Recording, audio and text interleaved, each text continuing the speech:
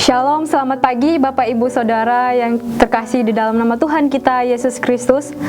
Puji Tuhan, hari ini kita akan bersama-sama merenungkan tema firman Tuhan, yaitu Allah adalah kasih. Mari Bapak Ibu Saudara, saya ajak kita untuk membuka Alkitab kita yang terambil dari 1 Yohanes 4 ayat 13 sampai 16. 1 Yohanes 4 ayat 13 sampai 16. Saya akan membacakannya, silakan Bapak Ibu Saudara melihatnya di dalam Alkitabnya masing-masing. 1 Yohanes 4 ayat 13 sampai 16. Demikianlah kita ketahui bahwa kita tetap berada di dalam Allah dan Dia di dalam kita.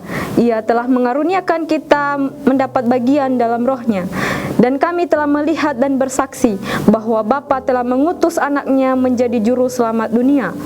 Barang siapa mengaku bahwa Yesus adalah anak Allah, Allah tetap berada di dalam Dia dan Dia di dalam Allah. Kita telah mengenal dan telah percaya akan kasih Allah kepada kita.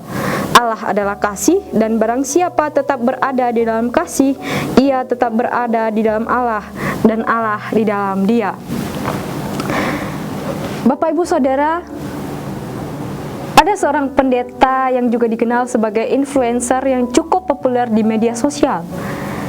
Beliau ini sangat aktif sebagai gembala senior di gereja yang bernama Gereja CKI Muda, di mana pelayanan ini juga berfokus kepada pelayanan kaum muda.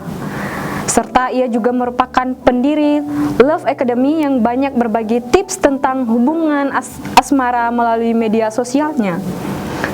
Akan tetapi Bapak Ibu Saudara sekalian, di balik kehidupan di masa lalunya, tentunya pasti ada pengalaman buruk yang sudah ia kerjakan di masa-masa sebelum ia mengenal akan kasih Allah itu.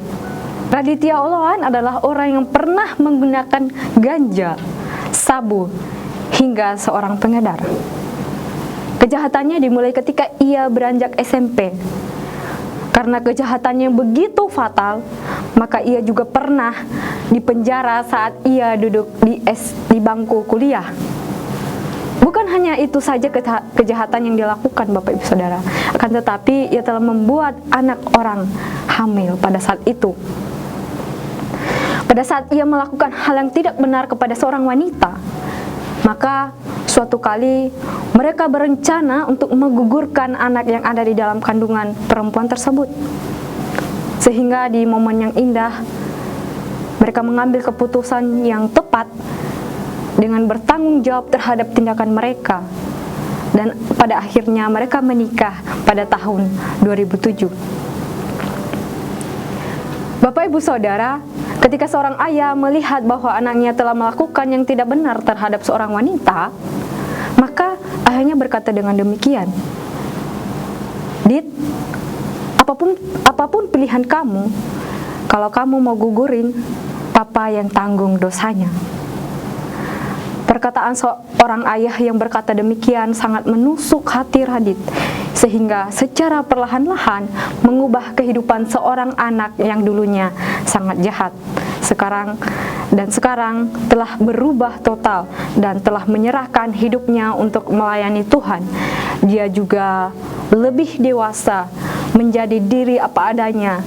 Dia lebih suka mendengar orang, selalu ada untuk orang yang membutuhkannya. Bapak Ibu Saudara, dari peristiwa ini kita belajar bersama-sama bahwa Radit menjadi orang yang hebat bukan karena dia bisa, bukan karena dia kuat untuk bisa keluar dari kejahatan-kejahatan yang diperbuatnya pada saat itu. Akan tetapi dia berubah menjadi orang hebat karena kasih Allah yang begitu besar yang telah diberikan kepadanya dan juga kepada kita semua, sehingga mentransformasi hidup yang lama menjadi kehidupan yang baru. Bapak Ibu Saudara, karya Allah di dalam Alkitab dapat diberi kesimpulan dengan satu kata, yaitu kasih. Allah adalah sumber dari kasih itu. Tiada kasih di luar dirinya, yang berarti bahwa tidak ada yang memiliki kasih kecuali ia ada di dalam Dia, dan sebaliknya seseorang yang ada di dalam Dia pasti juga memiliki kasih yang berasal dari Allah. harus kita pahami juga bahwa kasih itu bukan Allah, tetapi Allah itu adalah kasih. Kasih Allah itu tetap dan kekal, dan kasih merupakan hakikatnya Allah. Mengapa demikian Bapak Ibu Saudara? Karena kasih itu adalah salah satu karakter yang dimiliki oleh Allah. Relasi antara kita dengan Allah ditandai dan dibentuk dengan kasih itu. Perbuatan yang Allah lakukan kepada kita juga itu adalah suatu bentuk bahwa Allah adalah kasih. Bapak Ibu Saudara, kedatangan Yesus ke dunia juga adalah bukti dari kasih Allah itu. Yesus datang ke dunia dengan tujuan untuk menggantikan manusia. Dia menebus dosa kita, manusia yang sangat berdosa ini. Kematiannya memberi kita hidup kepada manusia yang percaya kepadanya. Dan ini bukan karena manusia mengasihi Allah. Oleh karena itu, kita tidak dapat memahami kasih Allah jika kita dilepaskan dari kematian Yesus di kayu salib. Mengapa harus kasih, Bapak Ibu Saudara? Kenapa tidak ada tanda lain? Iya, kasih itu adalah dasar dari hidup orang Kristen, di mana tidak dapat mengatakan bahwa itu mutlak, bahwa tidak ada tanda lain selain kasih. Tetapi adakah yang lebih daripada kasih itu? Tidak ada. Tolong-menolong, kemurahan, kebaikan, kepedulian, semuanya itu tidak akan berarti sama sekali tanpa adanya kasih. Bapak Ibu Saudara, seringkali kita selalu ditekankan dan diberi pemahaman tentang kasih, dan diberi wawasan tentang kasih itu juga. Akan tetapi Bapak Ibu Saudara, apa yang harus kita ketahui dalam hal ini? Apa yang perlu kita ketahui? Yang perlu kita ketahui adalah bahwa ketika kita harus mengetahui tentang kasih itu, dalam hal ini Yohanes menekankan bahwa yang kita harus ketahui adalah kita berada di dalam Allah dan Allah di dalam kita. Itu artinya bahwa Allah itu ada di dalam diri kita, dan bukan hanya Allah saja yang ada di dalam diri kita, akan tetapi kita juga harus berada di dalam Allah. Kita harus juga tinggal di dalam Allah. Ini menunjukkan bahwa dengan adanya ini maka adanya keterhubungan yang sangat erat antara Allah dengan kita. Kita memiliki hubungan yang erat dengan Tuhan itu didasari oleh bagian dalam roh yang Allah telah berikan kepada kita, sehingga melalui roh itu kita, yaitu setiap orang percaya, dapat mengenali dan merasakan akan kehadiran dan kasih Allah itu di dalam kehidupan kita. Menghadirkan kasih Allah dalam hidup sehari-hari memang membutuhkan waktu proses yang amat panjang untuk kita lalui. Di dalam proses ini, kita seringkali merasa kecewa, putus asa, karena tidak mendapatkan respon yang tidak seimbang, tidak sesuai dengan keinginan hati kita, tidak sesuai dengan apa yang kita mau. Akan tetapi, jika kasih Allah itu ada di dalam diri kita, maka kekecewaan itu tidak mampu memendung kita untuk kembali belajar mengasihi. Kasih yang kita miliki itu akan membentuk karakter dan kepribadian kita. Kita tidak lagi memikirkan diri sendiri, tetapi kita memikirkan bagaimana kasih Allah itu kasih Allah yang semakin banyak mengenal Dia melalui kita. Kasih-Nya itu adalah sempurna, sehingga kita tidak takut untuk menghadapi penghakimannya nanti. Bapak Ibu Saudara, poin kedua yang perlu kita pelajari adalah kasih bukan hanya sekedar kita tahu, akan tetapi kasih itu kita lihat, dan harus ada bentuk tindakan konkret yang harus kita lakukan, yaitu melihat dan menjadi saksi. Kita melihat apa? Kita melihat bahwa Allah itu telah mengutus anaknya menjadi juru dunia. Makna dari ayat 14 yang telah kita baca, kita tidak dapat melihat Allah dengan kasat mata. Maka sebagai orang percaya, sebagai orang yang beriman, kita harus percaya bahwa kasih-Nya telah dinyatakan kepada kita, dan itulah yang harus kita lihat.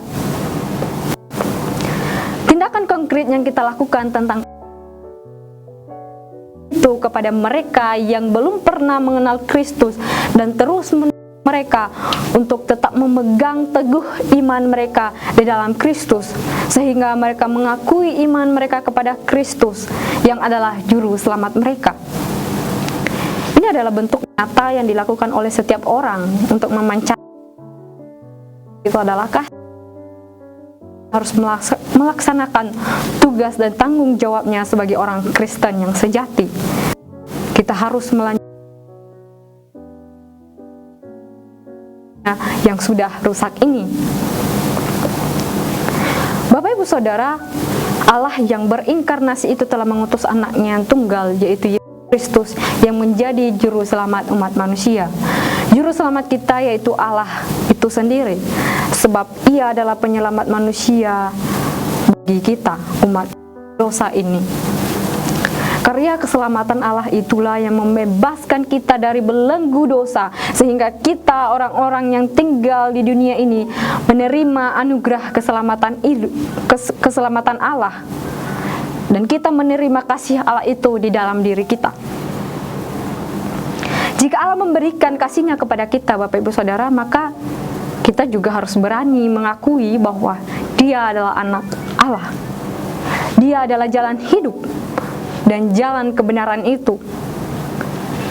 Hanya Allah lah yang bisa kita akui bahwa Dia adalah Allah yang berkuasa, yang berdaulat atas hidup kita, dan Allah yang selalu mengasihi kita dalam apapun.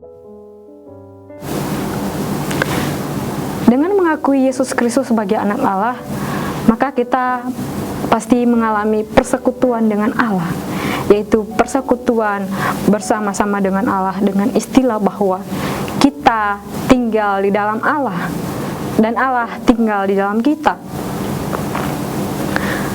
Bapak Ibu Saudara, persekutuan dengan Allah akan membuat relasi kita semakin intim dengan Allah, semakin dekat dengan Allah, sehingga kita tetap merasakan damai sejahtera itu bersama dengan Yesus yang sejati.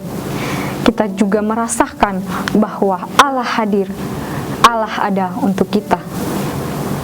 Persekutuan kepada Allah merupakan hal yang harus dilakukan oleh setiap orang, oleh setiap kita, setiap Kristen, agar kita memancarkan karakter ilahi itu di dalam keseharian kita.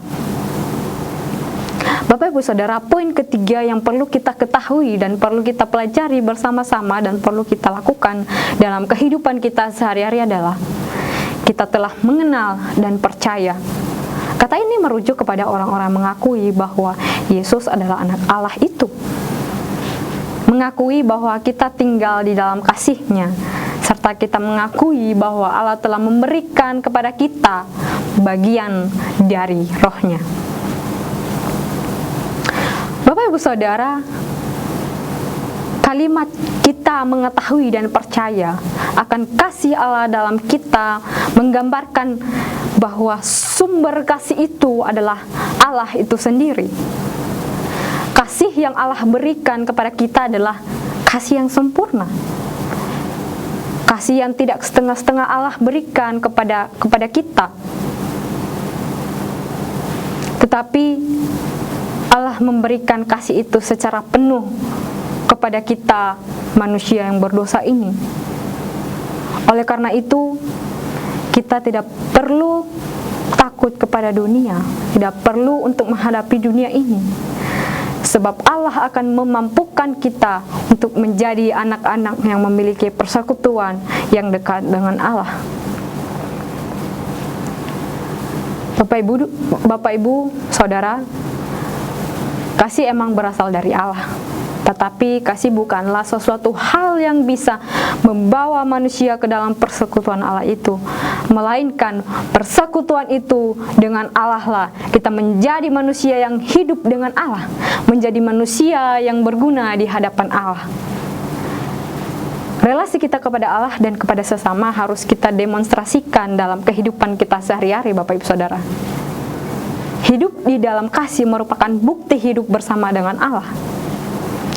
Kasih Allah yang telah diberikan kepada kita harus benar-benar dilaksanakan dan dilakukan oleh setiap orang Kristen yang sudah menerima kasih itu dalam kehidupan kita sehari-hari. Bapak Ibu Saudara, bagaimana dengan kita orang-orang percaya? Apakah kita sudah menerapkan kasih Allah itu untuk menjadi saksi bagi dunia saat ini? Apakah kita hanya sekedar mengetahui, mengenal akan kasih Allah itu di dalam kita, tetapi tidak bersaksi kepada dunia saat ini? Biarlah firman Tuhan hari ini mengingatkan kepada kita bahwa kita hidup dalam dunia ini karena kasih yang telah Allah berikan kepada kita. Dan kita harus menjadi saksi bagi dunia, bagi orang lain di sekitar kita. Amin.